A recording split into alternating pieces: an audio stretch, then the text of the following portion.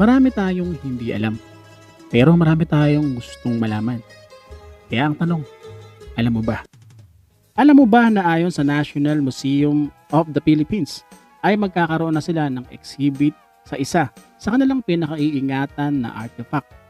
Ito ay ang Katanuan Dagger at ito ay kanilang i-display sa National Museum of Natural History. Ang nasabing dagger ay nasa 20,000 taon na ang edad. Isa itong iron dagger na isa sa pinakamahalagang artifacts na na-recovered noong 2017 sa isang jar burial site. Ito ay sa Katanawan, Quezon Province. Ang armas na ito ay isang hugis dahon na double-edged metal blade.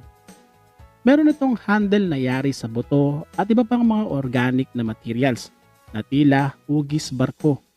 At sinasabing ang dagger daw na ito ay pag-aari ng isang datu o isang mataas na tao. At ito ay isinama sa libingan dahil pinaniniwalaan ng mga sinaunang tao na magagamit nila ito hanggang sa kabilang buhay. Ayon sa mga mananaliksik mula sa University of the Philippines at sa National Museum, ang paggamit ng nasabing dagger ay nangangailangan ng abilidad. Kaya naman hindi talaga pangkaraniwang tao lang ang nagmamay-ari nito, kundi may sinabi sa buhay at isang skilled person. Ang Katanuan Dagger ay na-unveiled noong May 18, 2022. Ito ay sa commemoration ng International Museum Day. Alam mo ba na ang pangalang Shider na ginamit sa Japanese show na Space Sheriff Shider ay kinuha sa pangalan ng isang American actor na nagngangalang Roy Scheider. Sa Japan, ang Space Sheriff Scheider ay tinatawag na Uchuo Keiji Scheider. Ito ay katlong bahagi ng Metal Hero series at huling bahagi ng Space Sheriff Trilogy. Umere ito sa TV Asahi mula March 2, 1984 hanggang March 1, 1985.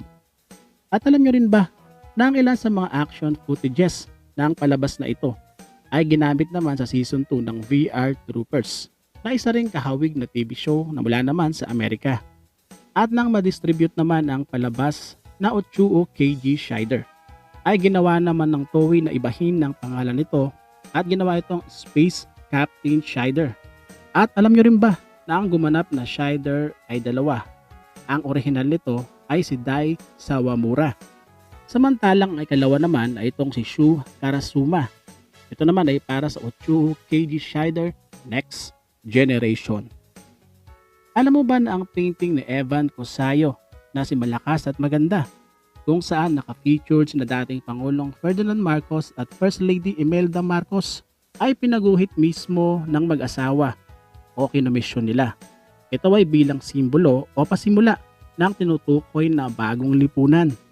Ang si Malakas at Maganda ay isang mitolohiya na sinasabing pinakapopular na mitolohiya sa ating bansa patungkol sa pasimula ng daigdig. Dahil medyo nahawig nga ito sa kwento sa banal na kasulatan patungkol kina Eva at Adan.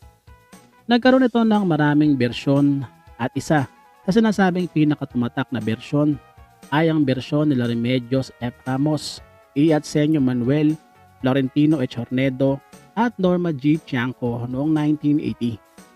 At alam nyo rin ba na sa kabila na kinagigiliwan ito ng mga pro-Marcos o ng mga taga-suporta ng mga Marcos, ang nasabing pinta ay naging kontrobersyal.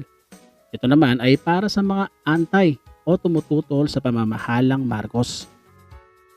Para sa kanila kasi ay tila isang pang-brainwash daw ang nasabing painting na ikinukumpara ang mga katauhan ni dating Pangulong Marcos at First Lady Imelda Marcos ay Malakas nga at kay Maganda na isang maalamat na kwento. Pero ipinagkibit balikat lamang iyon ng mga taga-suporta ng Pangulo na lahat na lang daw ba ay bibigyan ng masamang kahulugan. Kaya naman hanggang sa ngayon, ang nasabing painting ay pinagtatalunan pa rin ng pro at anti. Pero alam nyo rin ba na ang mag-asawang Marcos ay mahilig talaga at tumatangkilik sa mga art at mga paintings. Kasundo pa nga nila at malapit ang ilang mga sikat at mga pamosong mga painters tulad ni Botong Francisco. At alam nyo rin ba na bukod din sa Malakas at Maganda, kung saan itong si dating First Lady Imelda Marcos ay si Maganda, ay meron pa siyang ibang mga painting kung saan siya ipininta bilang si Nefertiti at Venus.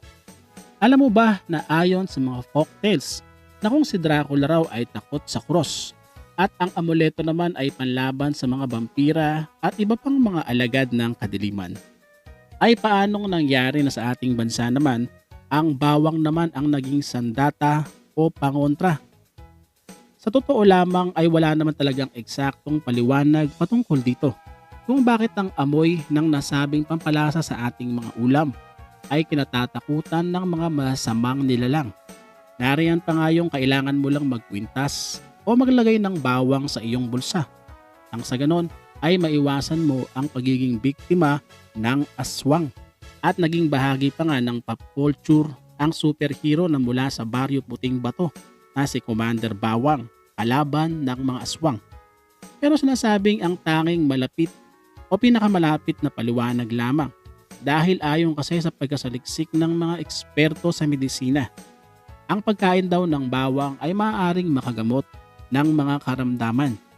Gamot ito sa high blood pressure, indigestion, kabag, asthma, problema sa baga at problema sa paghinga. Lalo na kung kakainin mo nga ito ng hilaw. At nakakatulong din daw ito sa pagpapanatili ng magandang kutis at nagiging anti-aging element pa.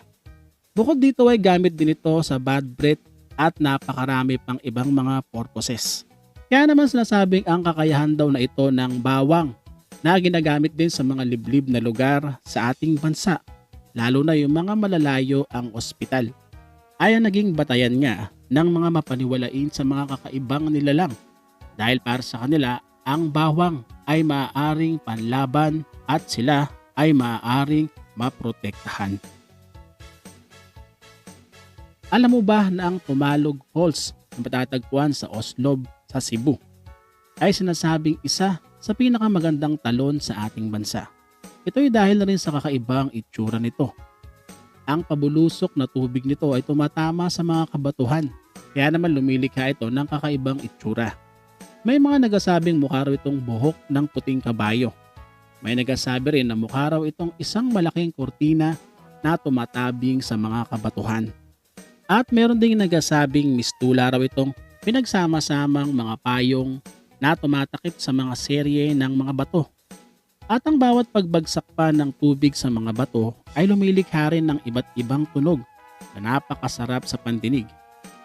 Ang talon ay napapaligiran din ng mga matatayog at halos mga century-old na mga puno, mga endemic na halaman at mga kawayan.